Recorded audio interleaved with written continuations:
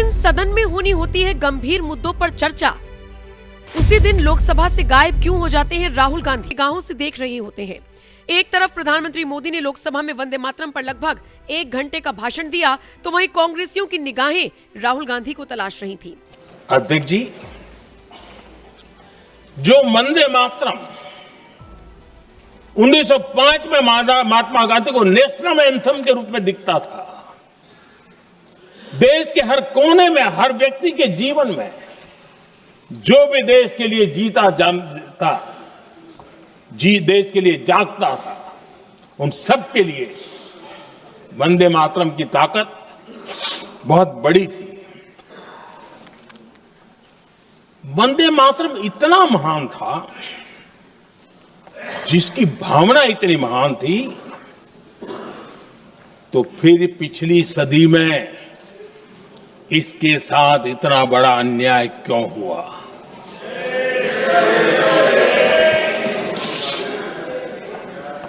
वंदे मातरम के साथ विश्वासघात क्यों हुआ?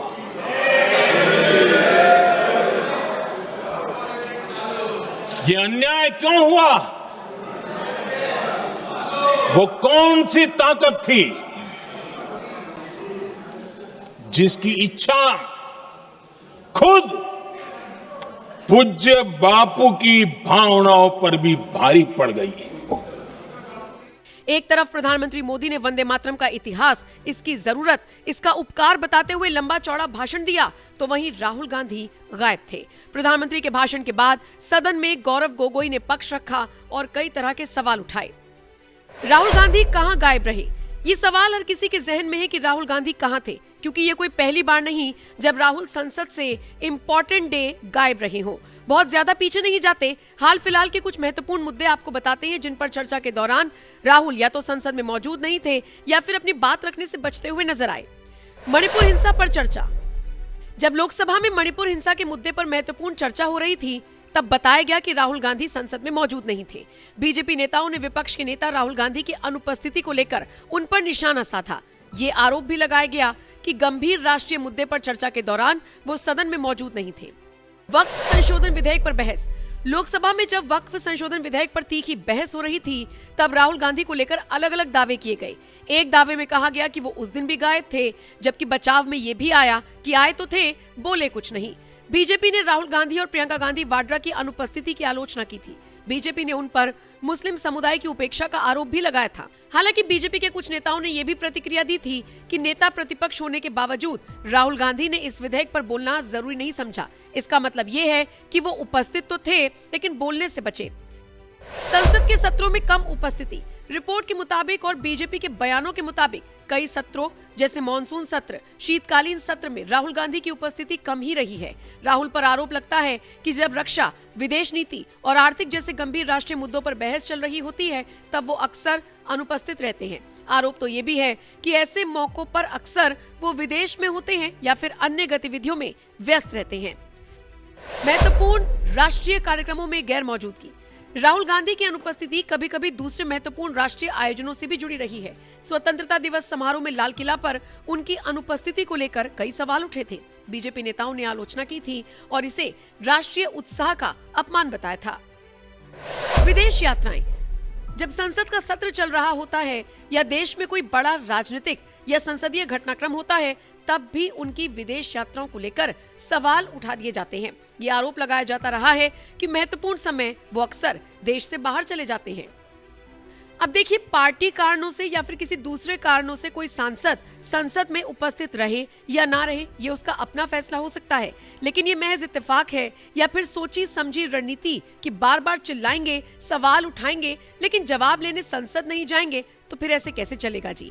खैर, राहुल गांधी भले ही सोमवार को संसद से नदारद थे, लेकिन भारत के प्रधानमंत्री नरेंद्र मोदी ने वंदे मातरम पर जोरदार भाषण देते हुए क्या कुछ कहा, आइए आप वो सुनिए। बयान आया कि 26 अक्टूबर से कांग्रेस कार्य समिति की एक बैठक कोलकाता में होगी, जिसमें वंदे मातरम के उपयोग की समीक्षा की जाएगी। बंकिम बाबू का बंगाल, बंकिम बाबू का कोलकाता और उसको चुना गया और वहां पर समीक्षा करना तय किया। पूरा देश हतप्रभ था, पूरा देश हैरान था। पूरे देश में देशभक्तों ने इस प्रस्ताव के विरोध में देश के कोने कोने में प्रभात फेरियां निकाली, वंदे मातरम गीत गाया।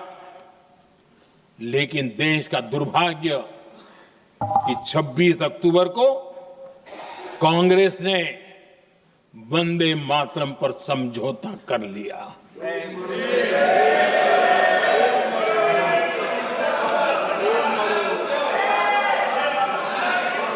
वंदे मातरम के टुकड़े करने के फैसले में, वंदे मातरम के टुकड़े कर दिए। उस फैसले के पीछे नकाब ये पहना गया, चोला ये पहना गया। ये तो सामाजिक सद्भाव का काम है। लेकिन इतिहास इस बात का गवाह है कि कांग्रेस ने मुस्लिम लीग के सामने घुटने टेक दिए और मुस्लिम लीग के दबाव में किया। और कांग्रेस का ये तुष्टीकरण की राजनीति को साधने का एक तरीका था। आदरणीय अध्यक्ष जी, तुष्टीकरण की राजनीति के दबाव में कांग्रेस वंदे मातरम के बंटवारे के लिए झुकी। इसलिए कांग्रेस को एक दिन भारत के बंटवारे के लिए झुकना पड़ा।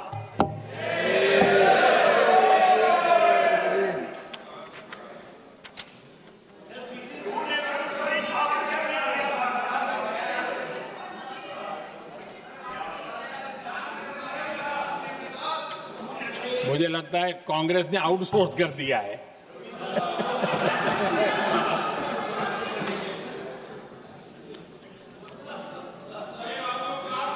दुर्भाग्य से कांग्रेस की नीतियां वैसी की वैसी थी है। और इतना ही नहीं, आईएनसी चलते चलते एमएमसी हो गया है।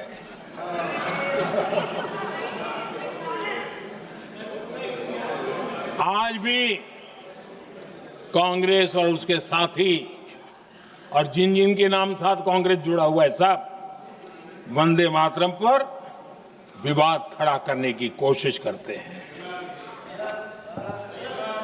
आदरणीय अध्यक्ष महोदय, किसी भी राष्ट्र का चरित्र, उसकी जीवटता, उसके अच्छे कालखंड से ज्यादा जब चुनौतियों का कालखंड होता है, जब संकटों का कालखंड होता है, तब प्रकट होती है, उजागर होती है और सच्चे अर्थ में कसौटी से कसी जाती है। जब कसौटी का काल आता है, तब ही ये सिद्ध होता है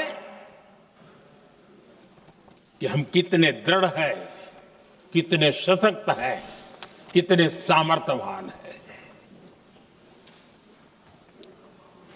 1947 में देश आजाद होने के बाद देश की चुनौतियां बदली, देश की प्राथमिकताएं बदली, लेकिन देश का चरित्र, देश की जीवटता वही रही, वही प्रेरणा मिलती रही। भारत पर जब जब संकट आए, देश हर बार वंदे मातरम की भावना के साथ आगे बढ़ा।